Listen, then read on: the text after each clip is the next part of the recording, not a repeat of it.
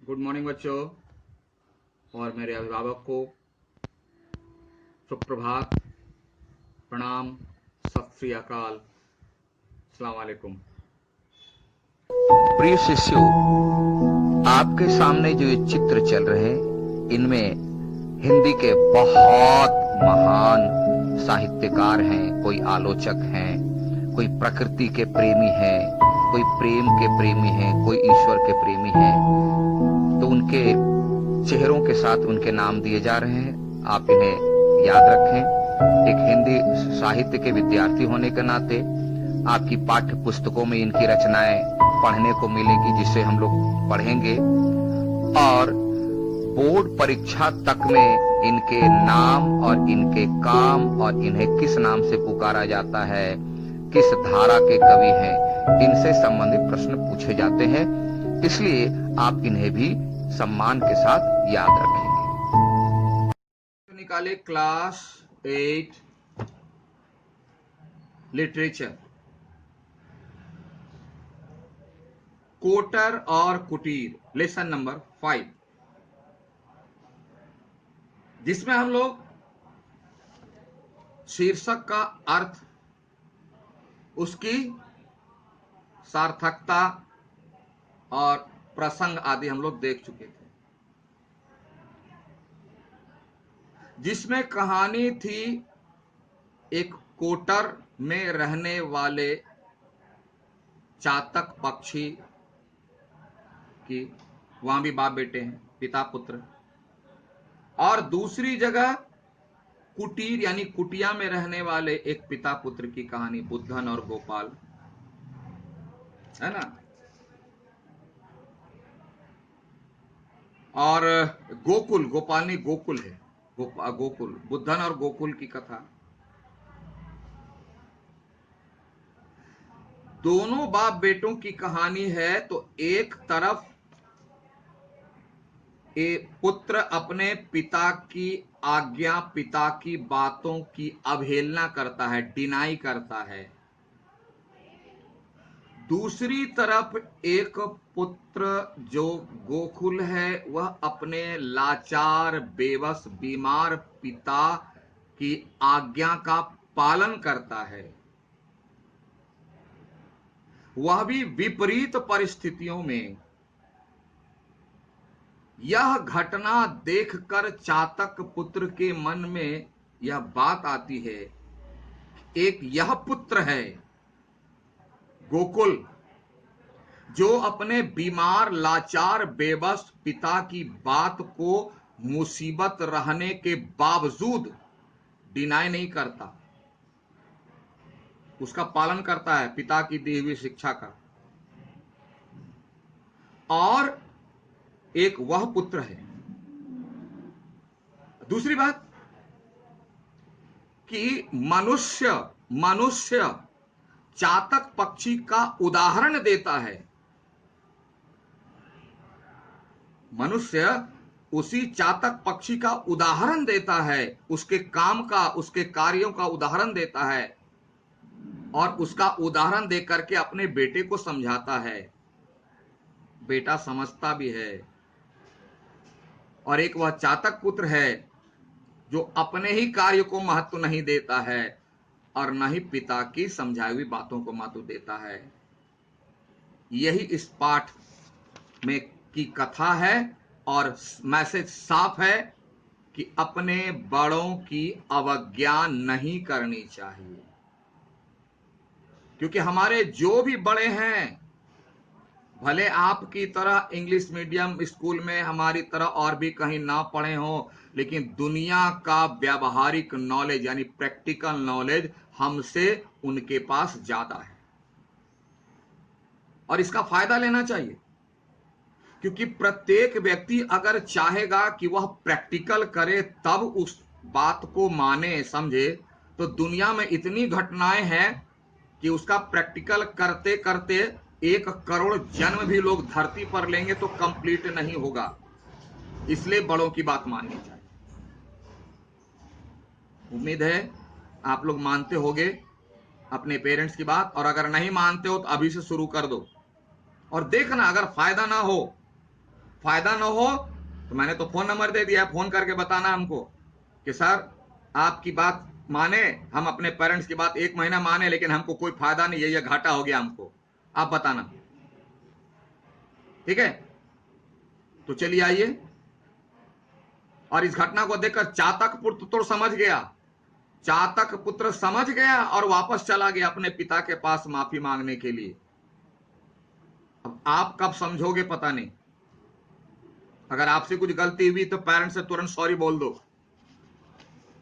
और अभी से प्रण कर लो कि आपके पेरेंट्स जो बोलेंगे फॉलो करेंगे, जैसे चातक पुत्र करना शुरू किया। तो आइए हम लोग देखते हैं कथा कोटर और कुटीर। दोपहर का समय था, सूर्य अग्निशाला, ये तो पढ़ चुके थे ना, नहीं पढ़े थे? हाँ, नहीं पढ़े थे। दोपहरी का समय था, सूर्य अग्नि शलाकाओं से पृथ्वी का शरीर दग्ध कर रहा था। देखना थोड़ा हार्ड है, नए वर्ड है। दोपहरी का समय था यानी मिड डे का टाइम था। सूर्य अग्नि शलाकाओं यानी सूर्य थी, अग्नि यानी आग, शलाकाओं मतलब किरणें, अग्नि का टुकड़ा है ना, वह जो है लपटें, टुकड़ा जैसे ना इस मसाल उसाल लेकर चलते हैं। तो लगता है दोपहर का समय था और लेखक को लगता है कि सूर्य जो है आग की वर्षा कर रहा है, आग की लपटें फेंक रहा है ऊपर से। एक एक किरण जो है सूर्य की आग की लपटें फेंक रहा है। तो सोचो कितनी गर्मी होगी, यानी गर्मी भयंकर है, बहुत गर्मी है। पृथ्वी का शरीर यानी पृथ्वी को दग्ध यानी जला रहा था। ऊपर से अगर सूर्य की एक एक किरण अगर एक एक लपटें फेंकेगा ऊपर से, तो पृथ्वी जलेगी नहीं, भस्म नहीं हो जाएगी। तो इतनी गर्मी थी सूरज की किरणों में कि लगता था धरती जो है आग की भट्टी की तरह जल रही है, उसमें धरती जल रही है, दग्ध कर रहा था, मतलब जला रहा था। कौन? सूर्य की किरणें, इतनी गर्म थी। वृक्षों के पत्ते निष्पंद थे, निष्पंद मतलब no movement, just like a statue. हवा ही नहीं, यानी हवा नहीं चल रही थी। वृक्षों के पत्ते निष्पंद थे मतलब वृक्षों के पत्ते में कोई गति नहीं थी, कोई हिलना नहीं था, वृक्ष के पत्ते हिल नहीं रहे थे, अर्थ हवा बिल्कुल नहीं चल रही थी।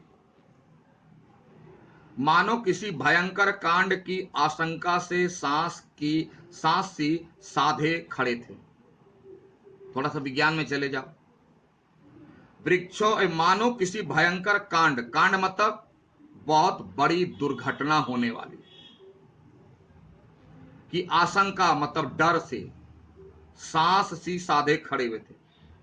यानी पेड़ पौधे ऐसे लग रहे थे, हवा नहीं चल रही है, और हवा नहीं चल रही तो पेड़ पौधे बिल्कुल स्टैचू की तरह है। तो लेखक कहते हैं जानते हैं ये पेड़ पौधे स्टैचू की तरह क्यों हो गए हैं?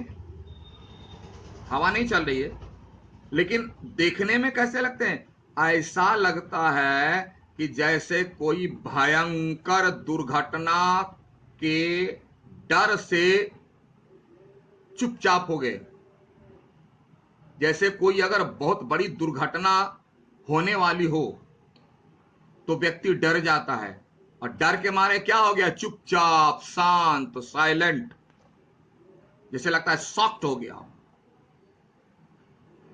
तो वृक्ष ऐसे ही लग रहे हैं। साइंस कहने का मतलब, साइंस की बात मैंने इसलिए कही कि आप देखो जिस दिन भयंकर गर्मी होगी उस दिन आंधी तूफान बारिश जरूर होगी। सेम डे नहीं हो, 2-3 दिन बाद जो एकदम टॉप में गर्मी चली जाएगी, तो गर्मी से क्या होता है, नीचे की हवा गर्म होकर के ऊपर चली जाती है, ऊपर जाके ठंडी हो जाती है, बादल बन जाता है, और नीचे जो है दूर की हवा जोर से आती है, जिसे आंधी, चक्रवात, तूफान कहते हैं, साइक्लोन कहते हैं। नीचे वाली हवा ऊपर चली गई गर्म होकर के, नीचे खाली हो गई, आंधी आई, और ऊपर जो है नीचे वाली गर्म होकर ऊपर गई, ठंडा बना, बादल बना, बारिश। तो वही कह रहा है कि मानो किसी भयंकर कांड, मतलब बहुत बड़ी दुर्घटना की आशंका, यानी डर से सांसें सी साधे, इतना डर गए कि सांसें भी रुक गई। और कौन डरा? वृक्ष। कैसे महसूस हुआ? हिलना डुलना नहीं हो रहा है। इसी समय, माना ऐसी परिस्थिति है, इसी समय अपने छोटे से कोटर के भीतर बैठे हुए चातक पुत्र ने कहा, पिता। छोटा सा पेड़ के स्टेम में गड्ढा टाइप का रहता था, होल, होल टाइप का, उसको बोलते हैं कोटर, और उसी में चातक पक्षी और उसका बेटा रहता था, पुत्र। बहुत गर्मी थी, भयंकर गर्मी, ले सूरज आग बरसा रहा है, डर, गर्मी इतनी है, धरती जल रही है, घुसा हुआ है। तो चातक का पुत्र बोलता है, पिताजी। बोला, क्या बेटे? चातक ने अपनी चोंच कुमार की पीठ पर फेरते हुए प्यार से कहा। चातक ने अपनी चोंच, यानी पिताजी है, अपनी चोंच को अपने बेटे के शरीर में इस तरह से करके पूछा, क्या बात है बेटा? क्योंकि पक्षी प्यार कैसे करेंगे? हमारे पेरेंट्स तो सिर पर हाथ रखते हैं, हाँ बेटा बोलो क्या बात है। तो बेचारे के पास तो दो ही छोटा छोटा पैर है, तो चोंच से ज्यादा करते हैं। तो चातक पिताजी जो था, वह अपने कुमार यानी अपने बेटे के शरीर में चोंच को इस तरह से रगड़ के पूछा, बोला, क्या बात है बेटे? बेटा बोलता है, प्यास के मारे चोंच तक प्राण आ गए। बोला, बहुत प्यास लगी है पिताजी, बहुत भयंकर प्यास लगी, अब प्राण जो है मुंह को आ गए। तो उसको तो मुंह नहीं है, चोंच है, तो बोला प्राण जो है चोंच को आ गए, अब प्राण निकल जाएगा। तो पिताजी समझाते हैं, बेटा अधीर ना हो, मतलब घबराओ मत, धैर्य रखो, पेशेंस रखो, समय सदा एक सा नहीं रहता। बोला, बेटे चिंता मत करो, समय एक समान नहीं रहता है, यानी समय बदलता है। आज अगर दुख है तो कल सुख आएगा, चिंता मत करो। क्यों? कि मैंने बताया, चातक एक ऐसा पक्षी है जिसके बारे में कहा जाता है वह बारिश का पानी ही पीता है।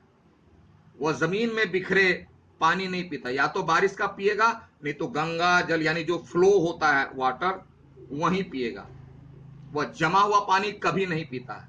इसलिए जब बारिश होती है ना, चातक पक्षी को देखोगे चोंच ऐसे करके रखता है, इसे बारिश आएगी बूंदे तो ही पिएगा। तो अभी तो बारिश हो नहीं रही, काफी गर्मी पड़ रही है। चातक पुत्र बहुत बेचैन है, पिताजी बहुत प्यास लगी, अगर पानी नहीं पिया मैं तो मैं मर जाऊंगा।